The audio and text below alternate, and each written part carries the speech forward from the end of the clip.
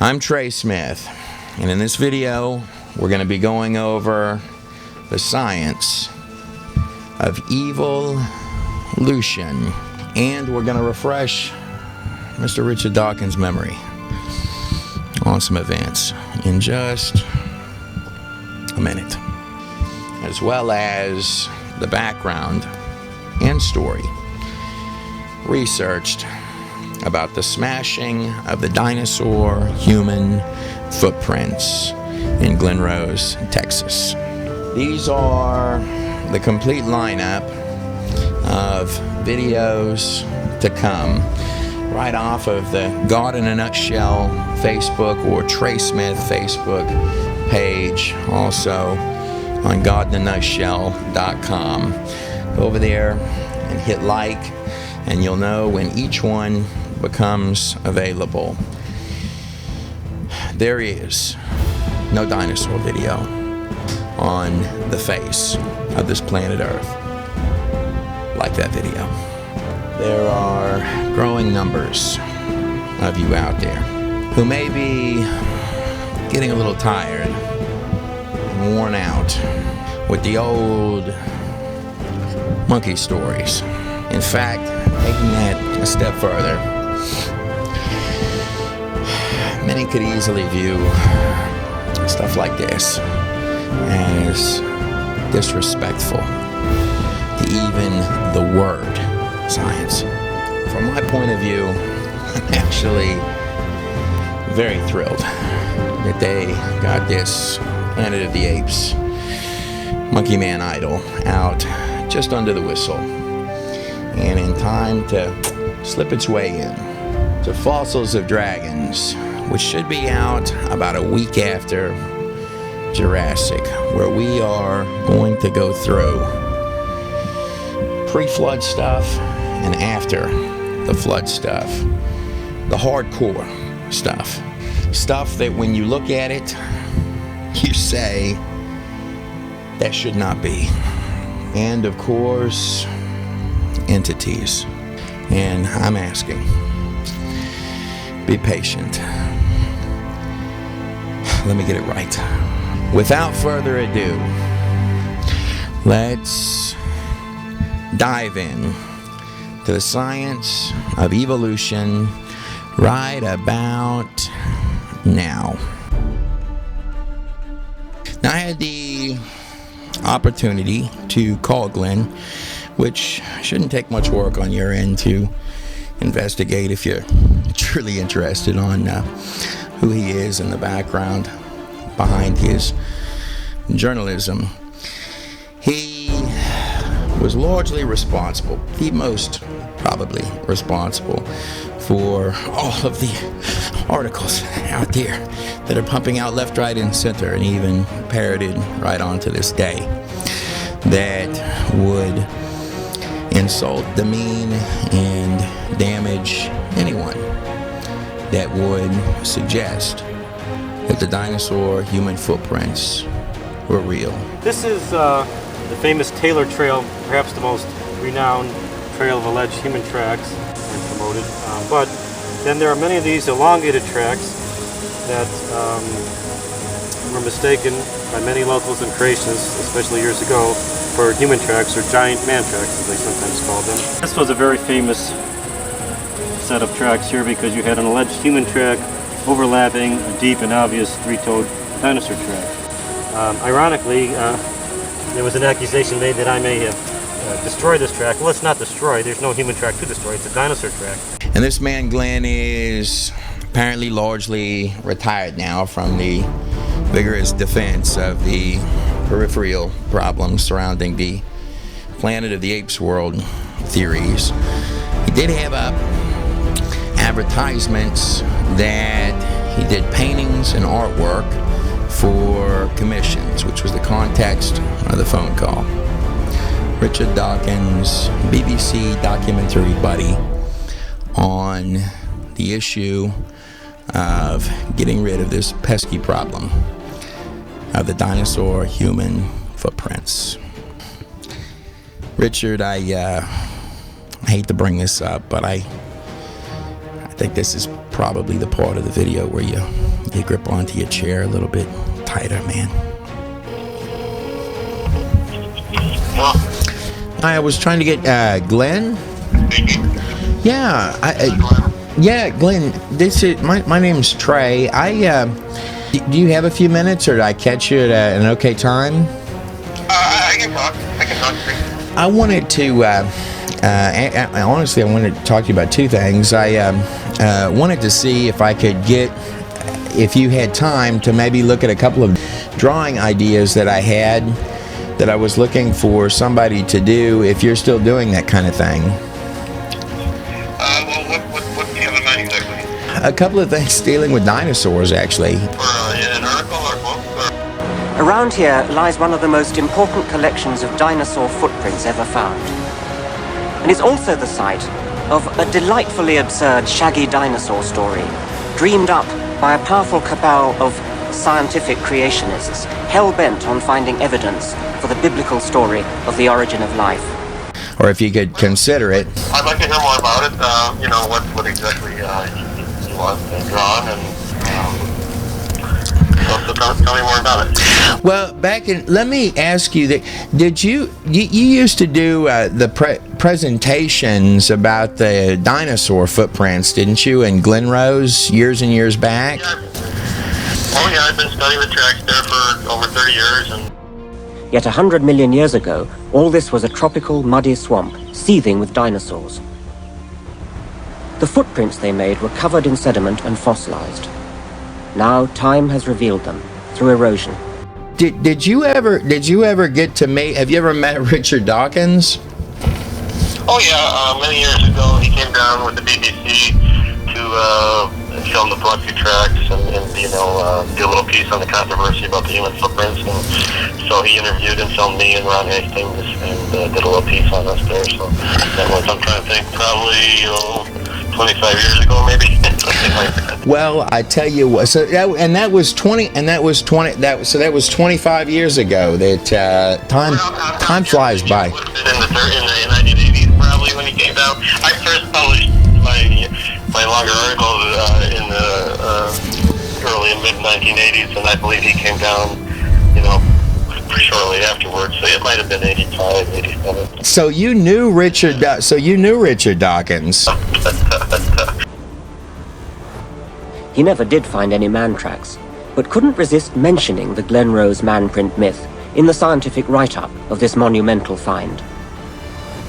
To his horror, the creationists took it seriously, and the dinosaur farce is still running here 40 years later.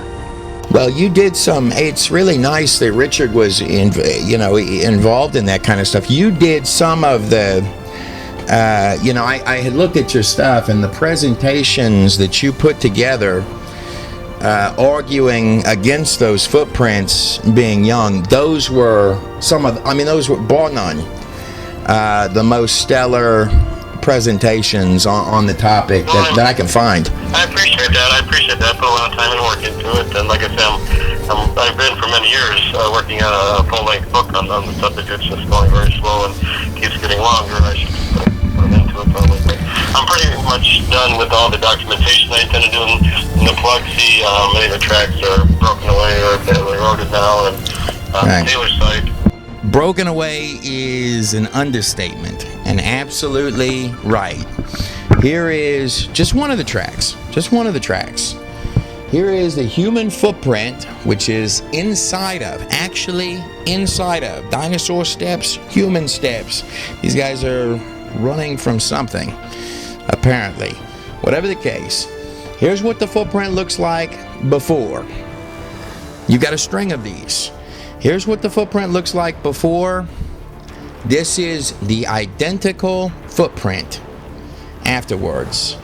And that's rock right there. Whatever happened to these footprints had to happen so viciously that it changed that to that. But to me, that's amazing that to even think about that you're working with figures like Richard. I respect him more than I could possibly express. I wanted to talk to.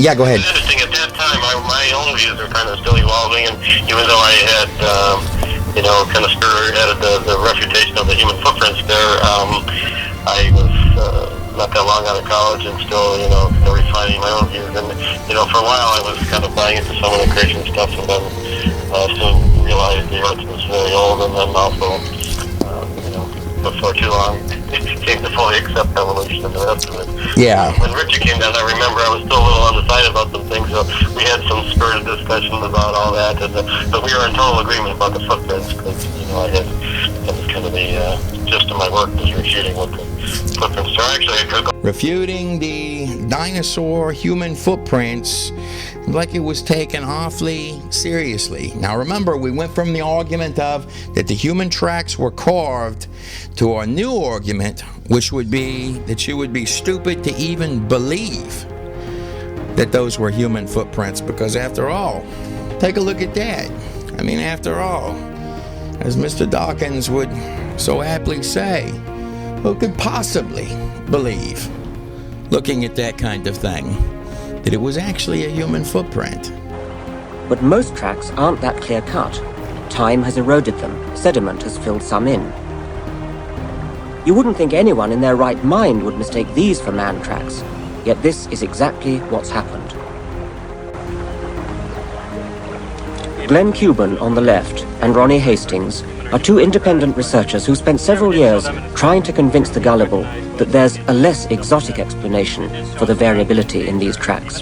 Two tracks that are slightly raised, like the dinosaur footprints, but you can see that they match on either side, but the one on the right looks like something stepped in the back of it, doesn't it? And it's depressed, it's not raised. We'll see there is that duck-shaped dinosaur track that matches the one next to it perfectly, but again, the depressed track within it is just perfect. And if we had enough dark, you could actually count the knuckles and the toes here. And that's in a sequence of 15 in a right-left pattern. Okay, want some more evidence? It just keeps piling up, and they keep evading. We discovered that the eye of faith can see almost anything it likes in the bed of the Paluxy River. The creationists were fooled by a pathetically small resemblance to a human foot. The random forces of physics, erosion, has worked on the rock to produce such varied shapes that the eye of faith and imagination can see almost anything. A religious quest that is as alive today as it was in the early days of opposition to Darwin himself. Because people cannot come to terms with evolution, the blind designer, making all that diversity and complexity of life that they prefer to believe was created by God. Now, Richard, I just want to make sure that I understand you clearly there. Now, Evil Lucion, that is your pronunciation of the word, as it was in the early days of opposition to Darwin himself. Because people cannot come to terms with evolution. And I humbly point this out, sir, because atheism, which you are currently sort of the head of, or Darwinism, Lamarckism, all these other little isms, get real stickler about definitions. In my opinion, that's usually to dodge the substance and get caught up in the definitions. For example, I say monkey, they say ape, I say tomato, you say tomato. But on this particular word here that you're stating, the Evil Lucion, which you are upset that more people aren't converting to fast enough. The actual definition of this word that you're saying, Evil Lucion, so this word Lucian that you're telling me you believe in, this is a bright or shining lizard, serpent, or reptilian creature, or some type of entity.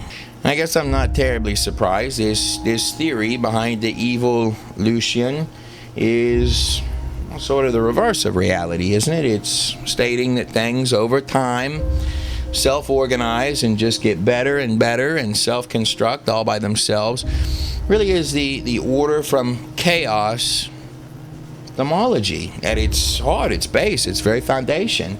It's like an episode of The Twilight Zone. It's the exact opposite.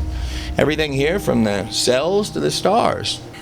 Pretty much the only exception to that rule in a construct that's non-random, mind you, is when you're dealing with actual genetic, tit-for-tat, line-for-line, digital software, which ultimately declines too. It opens up just like a zip file and then starts its slow decline. In one individual's life or collectively, you can actually measure the mutation rate all the way back to the beginning.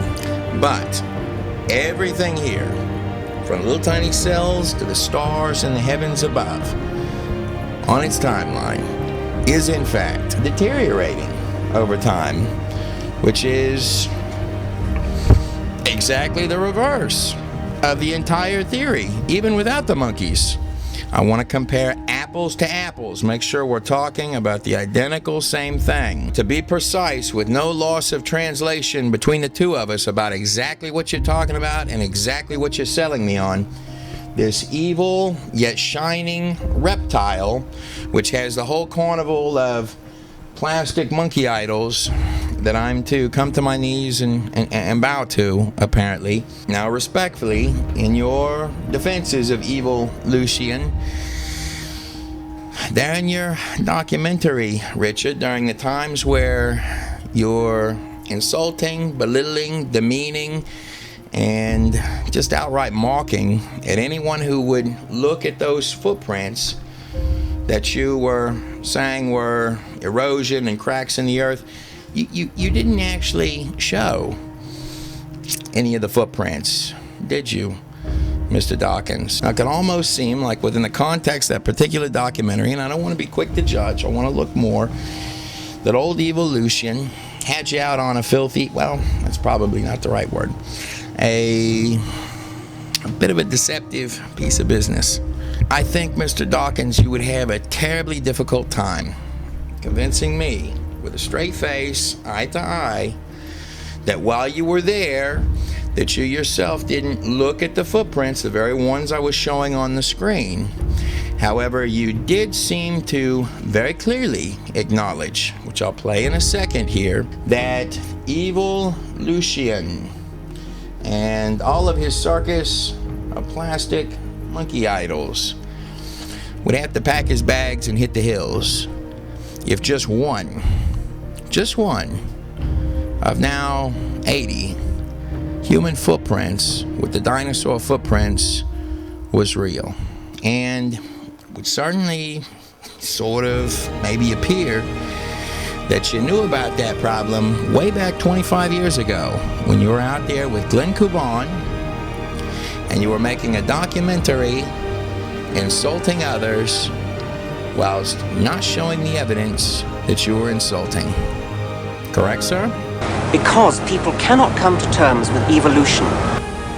They believe the man prints prove Darwin wrong because they show that man and dinosaurs coexisted. Whereas if we evolutionists are right, at least 60 million years separated the last dinosaur from the first human being. It does sort of seem like the boys down, at least at the Dallas Police Department, not including all of the other evidence, weren't ready, I guess. They didn't get down on their hands and knees to bow to the monkey. As you say, everyone in science must do, to bend over, no pun intended, to the old great god nothing, Evil Lucian, who you market so well. The measly, piddling little ideas that are in Genesis, there's got to be something wrong with them. So you've either got to be staggeringly ignorant, which most of them are, or if you're not ignorant, you've got to be insane. I mean, it's really a really appalling stranglehold that these archaic beliefs have on minds that have been warped since childhood. We have a history of 4 billion years of slow, gradual evolution. Just think about 4 billion years that we are the heirs of 4 billion years of maybe 3.5 billion years of evolution, and that... Thank you, Satan. It would appear that not terribly long after the Dawkins documentary, when the footprints seem to still be in pristine shape, the evidence that those human and dinosaur footprints together were real was certainly growing more and more significant in the evidence at that point. These are images of the Dallas Crime Lab guys out there investigating the footprints. Their conclusion was that these were authentic human footprints. So, Rich, before we get back to Glenn, you are telling me, in a nutshell, that you are rock solid, hardcore, dead set, fully invested in the Planet of the Apes world, monkey people thing. You would be best described perhaps as Charles Darwin's biggest cheerleader, the #1 fan in the Charles Darwin fan club. You've got all of your eggs buried in that basket. Your finances, your funding, and your entire career. I got you, man. I'm following you. I see exactly where you're at. Let me ask you this, Rich. Do you have any last words, any last nuggets of Dawkins-style wisdom to lay on us before we get back to Glenn? Anything else to squeeze out of there? I despise people who believe something without evidence and then go out and take action which damages other people. There was a report that Glenn, the man who I am on the phone with, had been seen going into the Glen Rose track area with a pipe and breaking up the footprints before hightailing it out of there. Plane tickets, which Glenn appears not to deny, show that he flew in on the day it occurred and then quickly flew back out. This is what the footprints look like before. This is after. Going in many different directions now. But anyway, I always have time for, interesting projects. So, I'd be interested in hearing more about what you're up to. Well, and that's a good. I tell you what, it's an honor to be on a phone with a man that interacted with Richard Dawkins and did the most thorough presentations arguing against the footprints. I've got some cash. You laid on me how much it would cost. What I'd like to do is I'd like to get a large painting with like a big demon. And so a big demon. I didn't get to last. You said large painting with what? Well, it's got a big. Well, hear me out. You're gonna like the rest of the painting. It's got a big. Okay, so it would have. This is only one of the paintings, but it's got a very large demon in the background, and it's got the footprints underneath. You say a demon, like a devil. You're talking about. Yeah, this would be. But this is funny. I think you're gonna like it. You've got a demon in the background, and then you've got the footprints that are underneath. So those footprints there at Glen Rose, right there in front of the demon, is you, Glenn, holding an iron pipe and bashing the footprints so that no one can see the human footprints with the dinosaur footprint. No, I'll pay you for the painting. Will you do it? I'll pay you well. I'll get you. You tell me how much you need.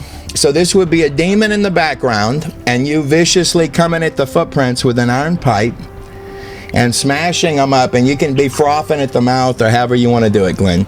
You can even put Richard popping out from the side of you if you want. Do you want to do it? I'll pay you. I'll pay you good for it. I feel like it looks at old comedy record. Who is this really? I don't really. No. I'll pay. Listen, I'll pay you. I'll pay you very well for it. Obviously, you run across the rumors about me just doing it friends. Glenn, I've seen the before and after shots, man. I'm telling you. Listen, Glenn. I've seen your drawings. You do good work. Look, you destroyed the footprints. I'm still really confused what this is all about. But no, this is what it's about, man. I told you at the opener of the call. I'm looking for some artwork done, and I could think of nobody better than you to draw the image. You're doing artistry. I'll pay you for it. I'll get you the cash immediately. Draw a picture. Yeah, I don't really know this all about it. Anyway, whoever this is, the track that he was talking about is still there. Doesn't even look that different. Glenn, that's a heck of a slip, my friend, that they don't look all that different. Yes, Glenn, they look very, very different. Here's the before and here's the after, Glenn. That is an enormous difference. And more than that, the argument has actually become, since it went from this to this, the Darwinist argument is, what idiot would believe that's a human footprint? Glenn, that's what that footprint looked like. Men spent decades, hundreds of men, doctors spent decades excavating out there. And then one single day, footprints went from this to this. And the very men who had invested their lives, their monies, their labors, and their efforts in that site, in diligently documenting it, were changed like that. And in the fight for what? Guys like Richard Dawkins, who you say set you straight. Thanks, Richard. How many people have you set straight?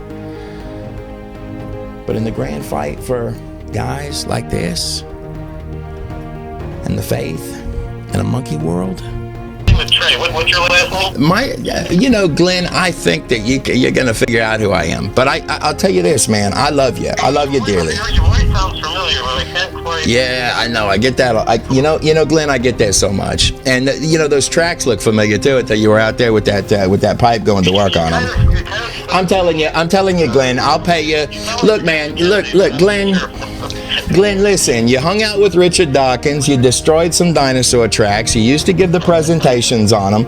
I'm asking you sincerely, give me a number, Glenn. Tell me how much it costs for you to draw yourself, breaking the footprints, breaking the evidence.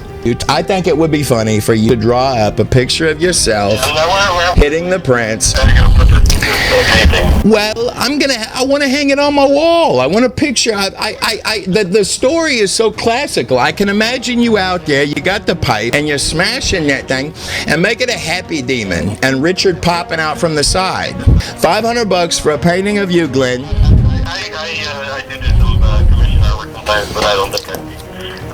So you won't draw yourself destroying the foot. Glenn, it would be funny. I think it would be fun. Look, it happened 25 years ago. Everybody would get a kick. I'd send a copy to Richard. Richard would laugh about it. Richard would laugh his fool head off because 25 years ago, and here you are, and you smash that. You guys hung out together, and you're out there, and you smash. I think he would get a kick out of that. I think he would get a real kick out of that.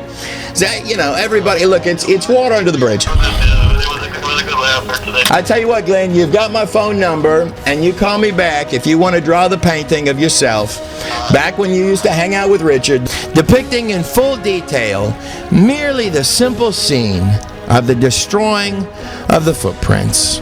I will honestly pay you if you'll do the drawing. I love you, man. God bless you. God bless you, Glenn.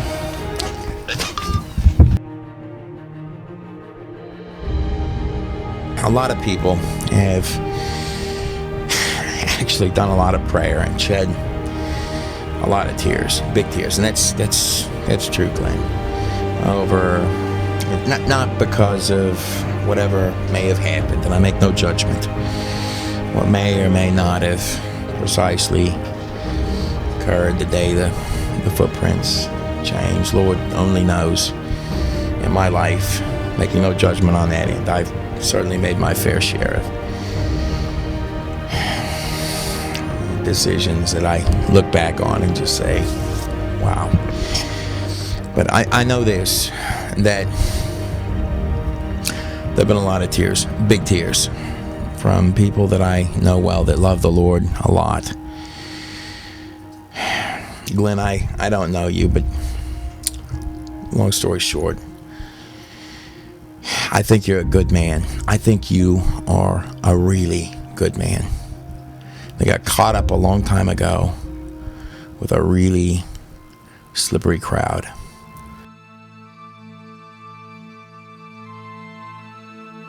There's a full write-up on this one over at godinanutshell.com. It was up within 2 days of them putting the Monkey Man out. Look, we're not in the 1850s anymore. So my question to you on the other side of the screen, why are we using science in universities? No less. We're using monkey men at universities. Why are we using conspiracy theories from the 1850s, no less, and calling it science? Charles Darwin, this little guy right here, he was a 22-year-old that got on a boat with a degree from Cambridge in theology, no degree in any science whatsoever. Family's trying to figure out something to do with him. They stick him on the HMS Beagle, Her Majesty's ship, trying to find, what are you going to do? He's got a degree in theology, zero science. That's what he's got. You got a guy with a degree in religion trying to teach you about science. And the geological column that they use as evidence for the evolution was written by his pal, Charles Lyell. Darwin's friend, the hardcore Lamarckist attorney, Charles Lyell, who made a career in Darwinism geology. And what an enormous shock that I love Lamarck Lyell over here and his 150-year-old drawings pumped into all of the textbooks, even right now till this day, doesn't exist anywhere in actual reality. When you're living in an hour, when you can look at the genetics which make a plastic monkey man an impossibility.